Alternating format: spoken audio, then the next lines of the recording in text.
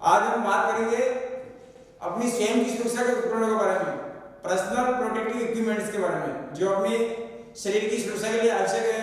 कोई भी राजमिस्त्री संबंधी काम करते हैं हम, उस समय सारे साधन पहन के काम करना चाहिए हमें, तो हम निश्चित रूप से अपने साथ होने वाली दुर्घटना से बच सकते हैं या संभावित दुर्घटनाओं से भी बच सकते हैं।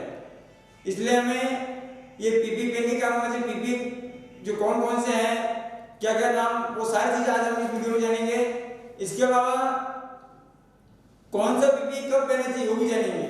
और इसमें जो मोस्ट पीपी है, हम सरल से कठिन की तरफ जाएंगे। मोस्ट पीपी तो सबसे लास्ट में सीखेंगे, जो सरल पीपी है सबसे पहले सीखेंगे। तो सबसे पहला आता है हमारा हेलमेट। तो जो हेलमेट होते हैं 3-4 तरह के होते हैं, पीला भी होता है, हरा होता है, सफेद होता है, नीला होता है, लाल होता है।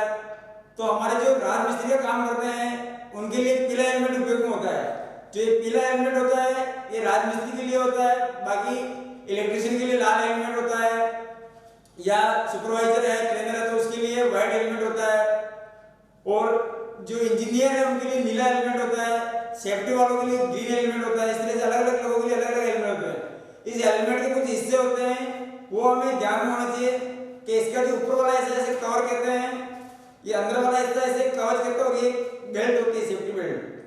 तो ये बेल्ट जो होती है इसे स्ट्रिप भी बोलते हैं, जो आगे पीछे करने के लिए होती है। इसे पहनने का सिंपल तरीका है, इस तरह से ये पीछे वाली जो बेल्ट इसे खोलनी है और इस तरह से फंसाना है, और यहाँ से हम इसे एडजस्ट कर सकते हैं। एडजस्ट बेल्ट है जिससे जितना हमें जरूरत है वैसे कर सकते हैं। और ये पीछे वाली बेल्ट है उसे भी हम अच्छे से लगा देंगे तो ये हमारा हेलमेट लग जाएगा।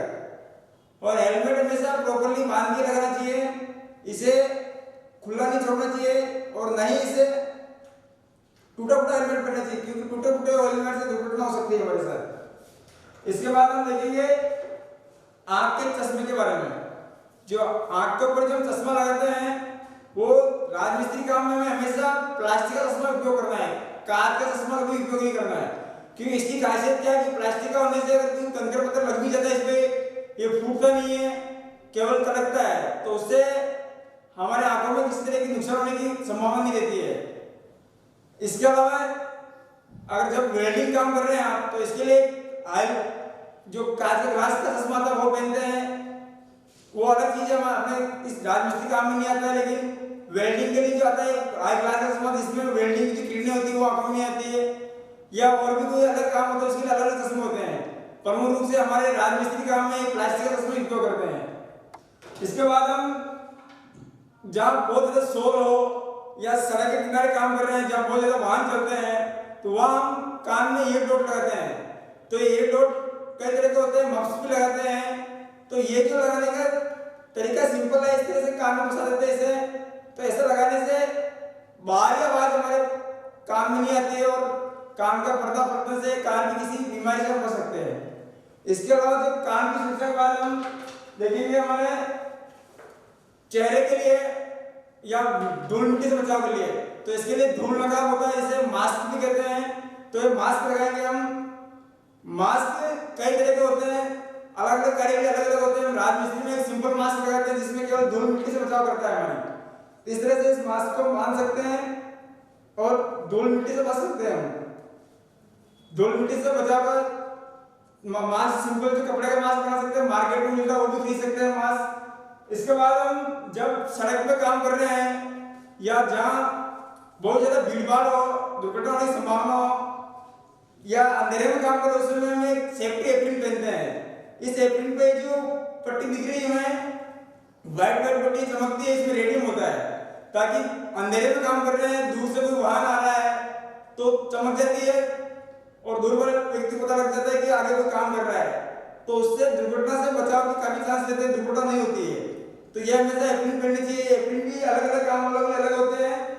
एप्रिन को पहनने का बिल्कुल सिंपल तरीका है, जैसे आप शर्ट वगैरह पहनते हैं उस तरह से पहन सकते हैं आसानी से, और इसमें चिपकाने का भी होता है, कई जगह अपन धागे से बांध भी सकते हैं सर। एप्रिन भी अलग अलग काम के लिए अलग अलग तरह की होती है, जो हाई काम होते हैं उनके लिए अलग तरह की एप्रिन पहननी होती है।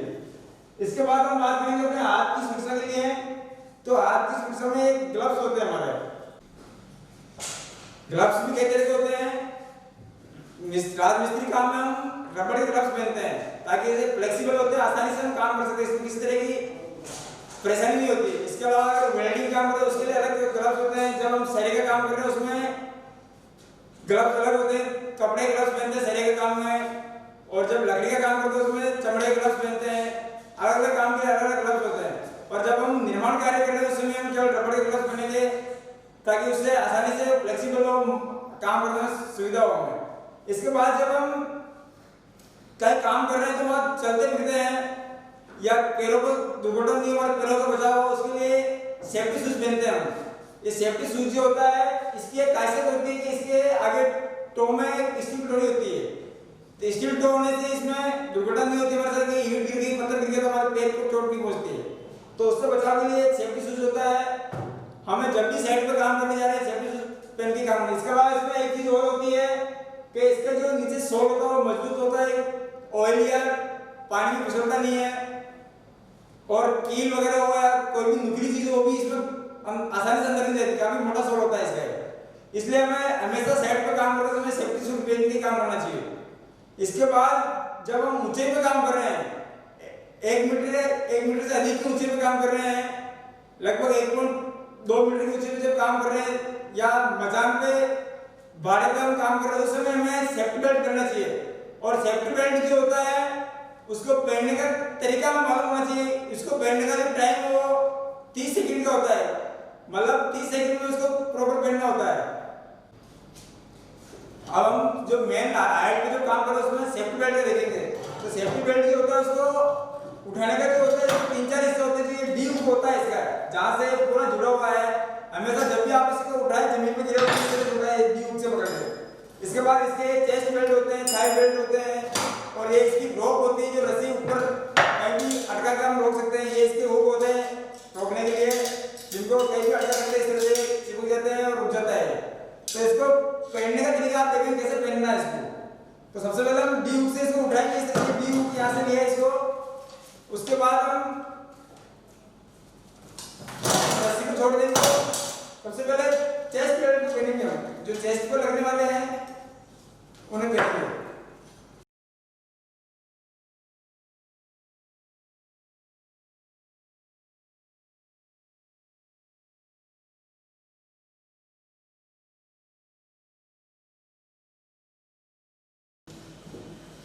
इस तरह से जो इसके हुक से इनको आपस में फंसाना है, जैसे थाई हुक है तो थाई हुक को दोनों को फंसाना है। और इसको पहनते समय एक चीज ध्यान रखनी है कि फ्लेक्सिबल रहे, हमें आसानी से इसको पहन सके। या हम काम करते हैं किस तरह की असावधानी नहीं हो हमारे साथ, अगर काम करते समय हम आसानी से काम नहीं कर पा रहे हैं तो इसको टाइट या ढीला कर सकते हैं इसको।